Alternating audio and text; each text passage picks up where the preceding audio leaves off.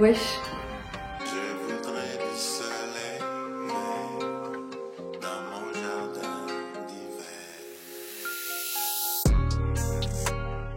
J'espère que vous allez bien. Moi ça va très bien. Je vous retrouve pour une petite vidéo printanière. Il y a quelques jours là, je vous avais demandé sur Insta s'il y avait des styles de vidéos que vous aviez envie de voir, et il y a Justine, si elle passe par là, qui m'a suggéré de faire des vidéos de recommandations saisonnières. Et c'est vrai que moi je suis quelqu'un qui fonctionne énormément avec les saisons pour mes lectures. C'est hyper cliché, mais voilà, j'aime beaucoup lire de la littérature gothique en automne, j'aime beaucoup lire de la littérature russe en hiver, des longs pavés en été, enfin bref, voilà. Et du coup, je me suis dit que c'était peut-être cool de vous faire une petite sélection pour le printemps. Alors, il s'agit pas du tout de... Enfin, c'est pas un classement, c'est pas genre les meilleures lectures ou je sais pas quoi, mais c'est juste des livres... je sais pas, j'avais l'impression qu'ils répondaient un peu à la thématique du printemps. Si vous cherchez un truc genre juste feel good, machin, vous pouvez tout de suite skipper la vidéo parce que de toute façon, c'est quelque chose qui ne se trouve pas ou très peu dans ma bibliothèque. Et donc, ça va pas être l'ambiance du jour. Si vous voulez, j'ai choisi d'autres critères. En gros, j'ai choisi soit des titres ou des thématiques un peu fleuries, soit des trucs un peu sur l'amour. Mais encore une fois, fleurie et amour, ça ne veut pas dire que c'est good mood. Voilà. Je vous propose qu'on attaque tout de suite. Ça sert à rien de teaser plus longtemps. Comme je disais, pour moi, le printemps, c'est quand même un peu la saison où il recommence à faire beau, on recommence à sortir. C'est aussi un peu la saison de l'amour, la saison où voilà, justement comme on sort de chez soi, on peut recommencer un petit peu à flirter, même si c'est pas forcément des relations amoureuses, donc justement de type flirt, mais aussi à revoir des amis qu'on avait un peu mis au placard pendant l'hiver, etc. Mais en tout cas, voilà, se questionner sur l'amour, le fait d'aimer. Et donc, la première recommandation que je voulais vous faire, c'est Le Banquet de Platon. C'est sûrement la seule et unique fois que vous entendrez parler de philo ici, parce qu'il faut savoir que j'ai fait un master de philo, enfin une licence et un master de philo, qui m'ont un peu dégoûté de la philo en fait. Je suis petit à petit en train d'en revenir, je suis en train de digérer le travail de recherche, etc. Mais bref, je voulais vous conseiller Le Banquet de Platon parce que c'est vraiment genre le texte qui m'a un peu décidé à continuer la philo. Et aussi je sais pas, c'est vraiment le texte de Platon que j'ai le plus apprécié. En gros, dans ce texte, donc, c'est un banquet, comme le nom l'indique, donc où Socrate et tout un tas de protagonistes sont en train de faire un banquet, et ils discutent, ils décident d'avoir un grand débat, une grande discussion sur l'amour, et quelle est leur conception respective de l'amour, et quelle est leur conception respective de l'union de deux êtres, sur quoi ça se base. Est-ce qu'il y a de la science là-dedans? Est-ce qu'il y a que de l'émotion? Est-ce qu'il y a une intervention divine? Enfin bon, voilà, qui vont un petit peu donc débattre sur tout ça. Et donc on va avoir en gros une partie par protagoniste qui va expliquer sa vision de l'amour. Et moi vraiment la partie qui m'a le plus marqué, disons que c'était la partie d'Aristophane où justement il parlait de l'amour comme au moment de la création des êtres humains, on était des boules, enfin des espèces de personnes dans un seul corps quoi, et qu'en fait il y a eu un moment où on a été divisés, et que en gros trouver l'amour c'est retrouver cette moitié là dont on a été arraché. Alors bon, moi je crois pas du tout, si vous voulez, au concept des âmes sœurs et tout, enfin je veux dire c'est pas du tout le propos, mais c'est juste que je sais pas, la façon dont il explique ça, de trouver quelqu'un qui peut apporter des choses complémentaires et tout. Enfin bon, bref, voilà, c'est quelque chose qui m'a parlé. Donc je vous conseille Le Banquet de Platon. En fait, ce qui est bien avec les textes de Platon, parce que c'est de la philo, mais c'est pas du tout un essai. Les dialogues socratiques, c'est vraiment écrit un peu comme des romans, justement, un peu comme des récits. C'est des dialogues en fait où justement il y a deux protagonistes qui discutent, qui souvent partent d'une situation fictive et qui vont essayer, et en général c'est toujours voilà, Socrate qui à la fin vient apporter la vérité quoi. Ça crée un peu du débat, ça crée de l'action, ça crée des fois même un peu de la mise en situation et tout ça. Enfin voilà. Bon voilà, je trouve que ça amène à se poser plein de questions et c'est super chouette. Donc voilà, profitez du printemps pour oser lire Platon si vous ne l'avez pas encore fait.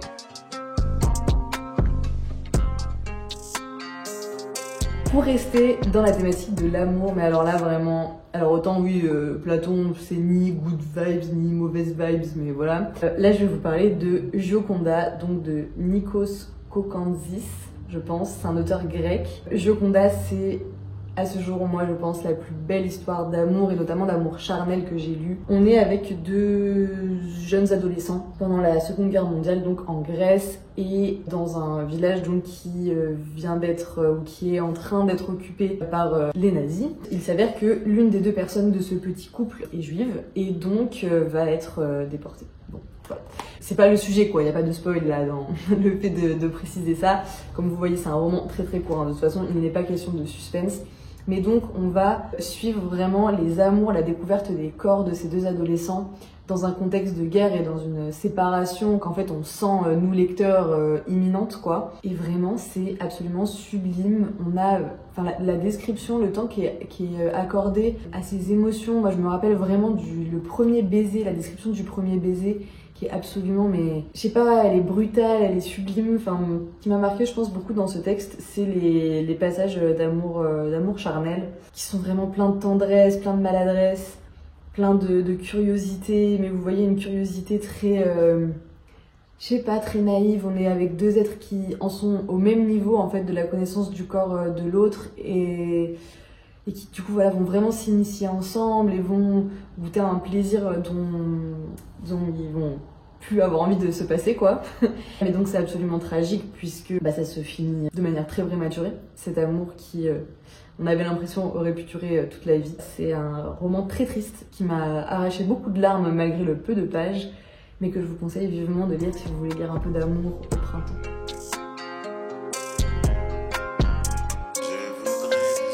Ensuite, alors là j'ai vraiment choisi pour le titre et aussi parce que c'était un bon prétexte pour vous parler d'un roman que j'ai adoré dernièrement. J'ai choisi La joie de vivre d'Émile Zola. Donc Zola, c'est un auteur qui me tient particulièrement à cœur, il fait partie de ceux avec qui je suis rentrée dans la littérature classique et que je continue à découvrir vraiment, que je lis très régulièrement puisque je lis les Rougon-Macquart dans l'ordre. Du coup, c'est une aventure qui me prend un peu de temps. Donc, La joie de vivre, c'est pas forcément un roman hyper joyeux, contrairement à ce que dit le titre. Je le dis sûrement dans chaque vidéo, mais j'oublie systématiquement les noms des personnages. Louise. Non, Louise, c'est la rivale. Non, Louise, c'est elle. Pauline. Donc on va être avec Pauline, qui fait partie de la famille des Rougon-Macquart, qui est dans la descendance des protagonistes du Ventre de Paris notamment. C'est un roman qui est méconnu quand même dans la saga des Rougon-Macquart, il me semble, alors que moi c'est vraiment un de ceux que j'ai préféré lire. Ce que j'ai beaucoup aimé, c'est qu'on est, il me semble, en Normandie, et que Zola il va donc avec sa plume délicieuse et son appétence pour des descriptions magnifiques s'attarder à la description de l'ambiance de bord d'océan, donc dans cette partie-là de la France, et un océan qui va être particulièrement souvent déchaîné, où on se retrouve avec une certaine humanisation un peu des forces naturelles, de la mer, du vent. Cette petite Pauline, elle va être accueillie par de la famille éloignée. Suite au décès de ses parents, elle va s'éprendre de manière un peu... parce que ça va de soi, en fait, de son cousin. Il va y avoir une espèce d'histoire, une espèce de triangle amoureux, où la question des passions va être assez importante. Pauline, c'est un personnage qui arrive en étant à la base très, très jaloux, très colérique. C'est quelqu'un qui a beaucoup de mal à gérer ses émotions quand elle est enfant, parce qu'elle arrive donc petite fille, et on va la suivre jusqu'à un âge d'adulte, de jeune adulte. Voilà, elle est très colérique, elle a beaucoup de mal à gérer ses émotions et tout. Et en fait, petit à petit, juste la vie et son envie en fait d'être reconnaissante envers cette famille en fait qui l'a accueillie va lui apprendre à dompter ses vices, mais aussi à s'affaiblir, moi je trouve, dans son rapport aux autres. Bref, c'est un roman qui est vraiment déchirant, justement pour toute la cruauté qui est faite à cette pauvre jeune fille qui est vraiment... elle pleine d'envie de faire le bien et d'être gentille. Faut savoir qu'avec Zola, on a quand même des personnages qui sont assez caricaturaux. Enfin, ils sont tous à la fois vicieux et vertueux, mais je veux dire... ouais, je sais pas, c'est quand même assez caricatural. C'est vraiment très romanesque, mais c'est super chouette. C'est aussi un des premiers romans de Zola, il me semble, qui traite de la question du progrès, mais du progrès dans le sens de comment des hommes qui n'ont pas grand-chose peuvent penser que avec la meilleure idée, la meilleure innovation, etc., ils vont réussir à d'un coup se sortir de la misère, quitte en fait à sacrifier absolument tout ce qu'ils ont. Donc voilà, une thématique que j'ai apprécié voir traitée par Zola.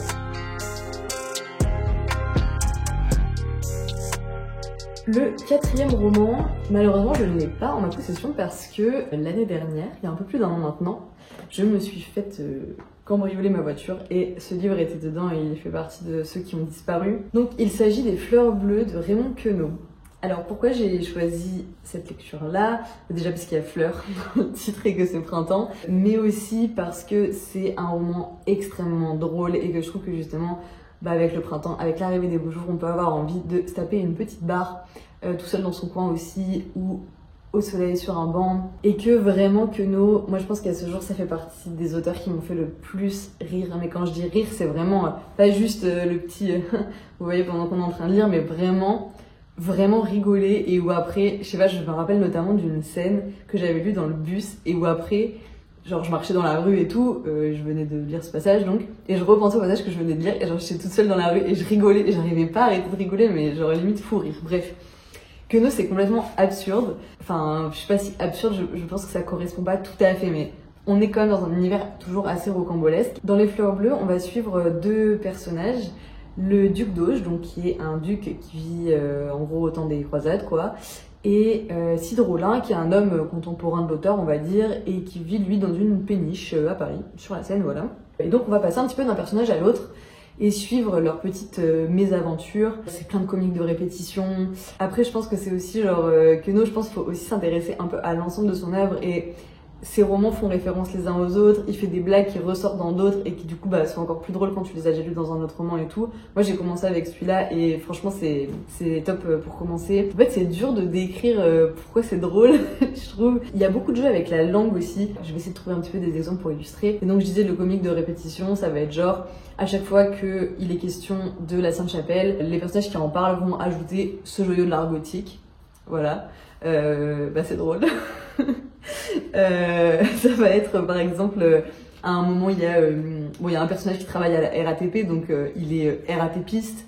Ça va être les CRS qui vont jamais être écrits CRS, genre l'acronyme, mais CRS comme si c'était un seul mot quoi, en toutes lettres. Donc je sais pas, c'est vraiment par exemple c'est pas un livre, genre on peut pas enfin moi c'est quelque chose que je fais pas globalement, mais on peut pas genre lire en livre audio, vous voyez, parce qu'il y a des trucs, c'est genre dans la façon dont c'est écrit et tout que c'est drôle. Il y a des scènes mais je sais pas, complètement loufoques, complètement improbables, qui sont à mourir de rire, les personnages ils font péter de rire aussi, enfin bref, voilà, vraiment génial. Et pour le coup c'est pas du tout sombre, genre par rapport à par exemple Zazie dans le métro, qui est à la fois très drôle et à la fois hyper hardcore je trouve dans la thématique qu'il traverse. Là Les Fleurs Bleues c'est vraiment, c'est l'edge quoi. Bon je vous avais mis en garde en mode attention ça va pas du tout être feel good, et au final bon voilà il y a quand même un petit truc un peu feel good. Je trouve que ça gagne à être découvert parce que on en entend très peu parler quand même de Queneau sur le booktube français, n'est-ce pas?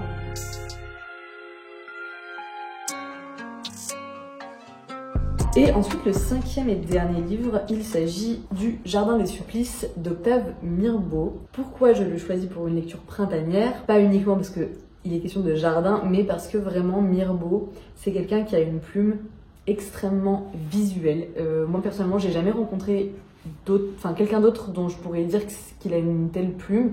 C'est-à-dire que vraiment, tout ce qu'il écrit, bon moi je suis quelqu'un qui imagine pendant les lectures. Je sais que c'est pas le cas de tout le monde. Mais moi vraiment, j'imagine énormément quand je lis, je visualise absolument tout, excepté je dirais les visages. Et donc voilà, Mirbeau il a vraiment une façon de s'attarder sur les couleurs, de décrire les couleurs et tout, mais qui est, je sais pas moi, que je trouve vraiment sublime. Je vous aurais bien trouvé un passage, je me rappelle d'un passage notamment avec des nénuphars là qui m'avaient mis complètement... Putain là je revois des passages, mais c'est fou d'écrire comme ça quoi.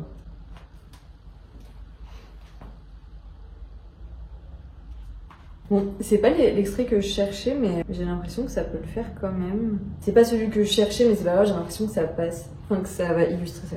Le ciel devient rouge, traversé de larges bandes smaragdines d'une surprenante translucidité. C'est l'heure où les fleurs prennent un éclat mystérieux, un rayonnement violent et contenu à la fois. Partout elles flambent comme si le soir, elles rendaient à l'atmosphère toute la lumière, tout le soleil dont leur pulpe s'imprégnait durant le jour. Les allées de briques pulvérisées semblent, entre le vert exalté des pelouses, ici des rubans de feu, là des coulées de lave incandescentes. Les oiseaux se sont tus dans les branches. Les insectes ont cessé leur bourdonnement, meurent ou s'endorment. Seuls les papillons nocturnes et les chauves-souris commencent à circuler dans l'air.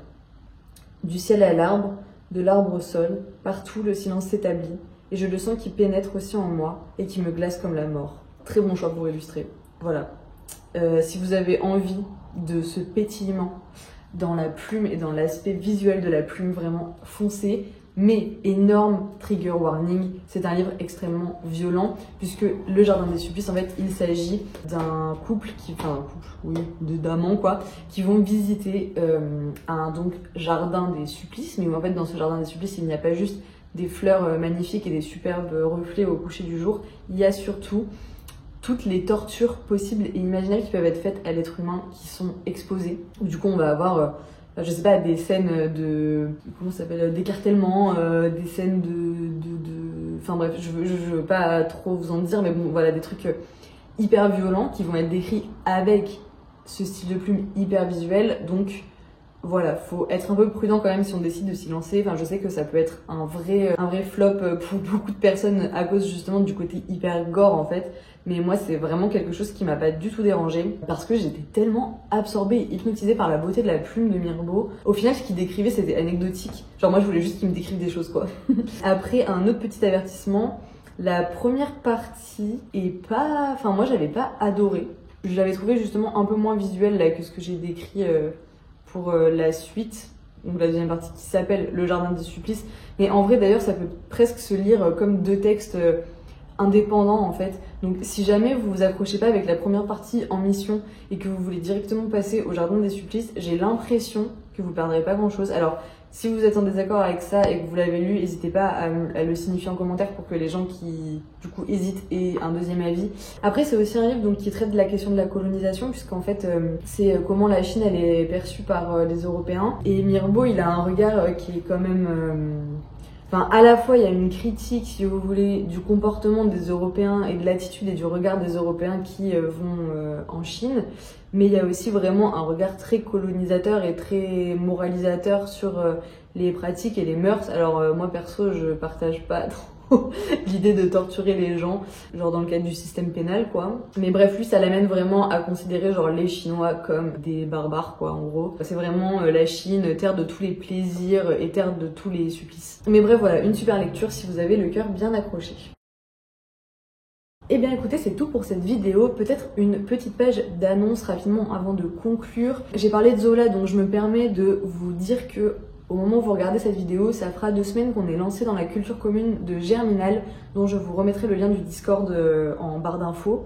Comme ça, si jamais vous voulez nous rejoindre, même en cours, il n'y a pas de souci, c'est une lecture qu'on étale vraiment sur le mois. En plus, Germinal, c'est un roman qui se lit vraiment très bien, je trouve.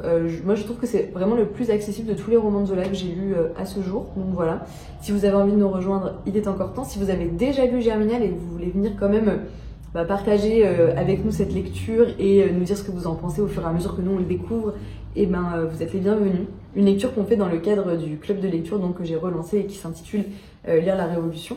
Donc on va lire régulièrement dans l'année des livres qui traitent de conditions ouvrières, de lutte révolutionnaire et de questions sociétales. Enfin voilà, c'est assez large hein, comme thème, il ne s'agit pas juste de lire sur la révolution en tant que telle. Bah écoutez, j'espère que cette vidéo vous aura plu. Si c'est un concept que vous avez apprécié, dites-le moi parce que j'ai déjà plein d'idées pour les prochaines saisons, mais que je me casse pas la tête pour rien si vous avez trouvé ça nul. Dites-moi si vous faites le choix de lire un de ces romans durant votre printemps et n'hésitez pas à vous-même fournir les commentaires de vos propres suggestions. Si ce n'est pas encore fait, je vous invite à liker cette vidéo, à vous abonner et à venir me suivre sur Instagram et sur Sens Critique au pseudo Le Livre Style pour suivre mes lectures quotidiennement. Je vous souhaite de très belles lectures et je vous dis à dans 2 semaines.